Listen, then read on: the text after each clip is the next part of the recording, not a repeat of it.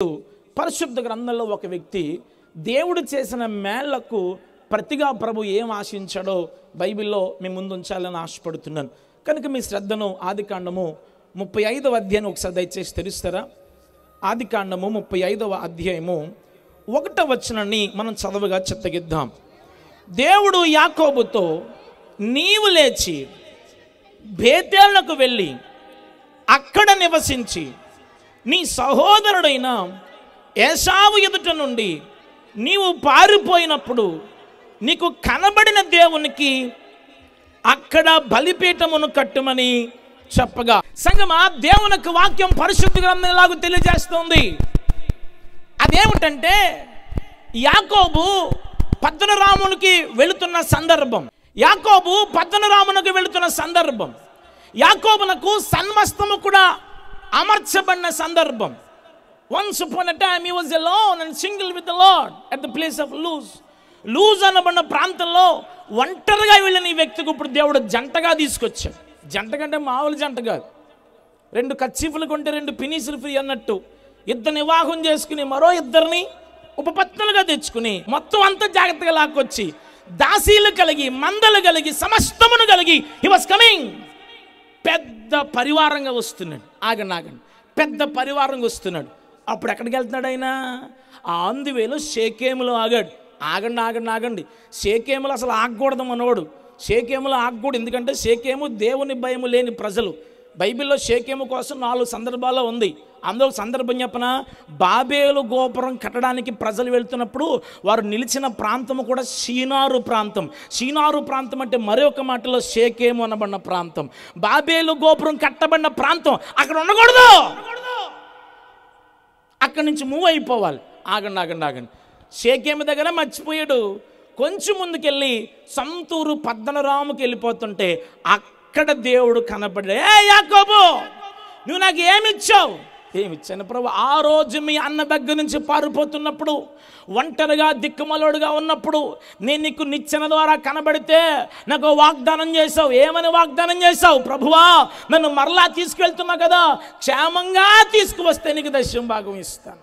నేను ఏ రాయి మీద అయితే ఇలా ఆనుకుని బ్రతికానో, ఆనుకుని పడుకున్నానో, నేను స్తంభముగా నిలబెట్టి నీ ప్రాంతం మీద మరలా నీకు బలిపీఠం కడతానని చెప్పావు కదా.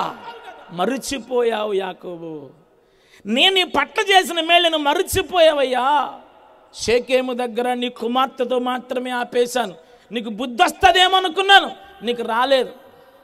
నువ్వు కాస్త ఇంకే వెనక్కి వెళ్తే 14 సంవత్సరాలు నేను నీకు క్షేమంగా కాపాడానయ్యా, సకల ఉపద్రవం నుంచి కాపాడాను. అండ్ యు హావ్ బీన్ ఫర్గోటింగ్ మీ. నన్ను మరచిపోతున్నావు. నన్ను మరచిపోకుండా నాయన ఒక్కసారి వెనక్కి వెళ్ళి బేతేలులో బలిపీఠము కట్టు అని అంటున్నాడు దేవుడు. దేవునికి స్తోత్రం. సంగమా, దేవుని సాకుడు చెబుతున్న మొట్టమొదటి మాట, దేవునికి మనం కృతజ్ఞతగా చెల్లించడానికి, దేవునికి మనకు తిరిగి ఆయన మనకు చేసిన దానికి తిరిగి ఇవ్వడానికి మనము ప్రభు మన దగ్గర నుంచి ఏం ఆశిస్తున్నాడు అంటే బలిపీఠం అనే హృదయాన్ని మాత్రమే ఆశిస్తున్నాడు. దేవునికి స్తోత్రం చెప్పండి. దేవుడు రక్తమాంసములు కోరుకునే దేవుడు కాదు. దేవుడు తలనీలాలను కోరుకునేటువంటి దేవుడు కాదు. దేవుడు ప్రత్యేకమైన ఒప్పందాలు కోరుకునేవాడు కాదు. దేవుడు కోరుకున్నలా బలిపీఠం అనే హృదయాన్ని మాత్రమే దేవుడు కోరుతున్నాడు. మీరు గమనించారా? అబ్రహాం బైబిల్లో తమ్ముడు మీరు గమనిస్తే ఎక్కడికి వెళ్ళినా బలిపీఠము కట్టి ఆరంభించాడు అంటే అర్థం ఏంటనుకున్నారు? బలిపీఠము కట్టి ఆరంభించాడు అంటే, ప్రభువా ఈ ప్రాంతానికి వెళ్తున్నాను, నాకు సహాయం చేయవా, ఈ ప్రాంతానికి వెళ్తున్నాను, ఇప్పుడు దాకా తోడుకున్నావు ప్రభువా అని ప్రతిరోజు దేవునికి నూతనంగా కృతజ్ఞతార్పణ అర్పిస్తూ ప్రతిమారు తమ హృదయాన్ని దేవుడి దగ్గర పానార్పణముగా పోస్తూ ఉండే ఆ బలిపీఠమును కట్టాడు భక్తుడు. దేవునికి స్తోత్రం. అదే వారసత్వాన్ని కొనసాగిస్తున్న యాకోబునకు కూడా, అదే వారసత్వంలో యాత్రలు చేస్తున్న యాకోబునకు కూడా ప్రభు మాట్లాడుతుంటున్నాడు, నాయనా నువ్వు మరిచిపోయావు. షేకేము దగ్గర వాస్తవాన్ని మీరు విషయం గమనించారా? వీళ్ళందరూ వెళ్ళారు, షేకేము వాళ్ళందరూ సున్నతి చేసుకోమన్నారు. వాళ్ళ బలహీనంగా సున్నతి చేసుకున్న వారు ఎవరన్నా 7 రోజులు కదలేరు పాపం, కనీసం 3 రోజులు కదలేకుండా ఉంటారు. కదలేకుండా ఉన్న వాళ్ళు మీద పడిపోయారు. మరి వాళ్ళ వాళ్ళు ఎవరు రారా? వాళ్ళ వాళ్ళు ఎవరు చంపరా? అందుకే యాకోబు ఏమంటాడు, అయినా వాళ్ళు వచ్చి నా మీద పడిపోతారేమో అని భయపడుతున్నాను అని యాకోబు అక్కడ మాట్లాడతాడు. ఆ షేకేము మనుషుల కోపము నుంచి నేను కాపాడాను. అసలు మీ అన్నీ లేపేయాలి నిన్ను, అసలు యాషావి నేను పని పట్టాలి, కానీ నువ్వేం చేసావు అప్పుడు? నేనే నిన్ను కాపాడాను, నేను సకల ఉపద్రవాల నుంచి నేను కాపాడుతున్నాను, కానీ నువ్వేం చేస్తున్నావు? మరిచిపోతూ ఉన్నావు. మరిచిపోకుండా భక్తుడు అంటాడు ఒక బలిపీఠమును కట్టు.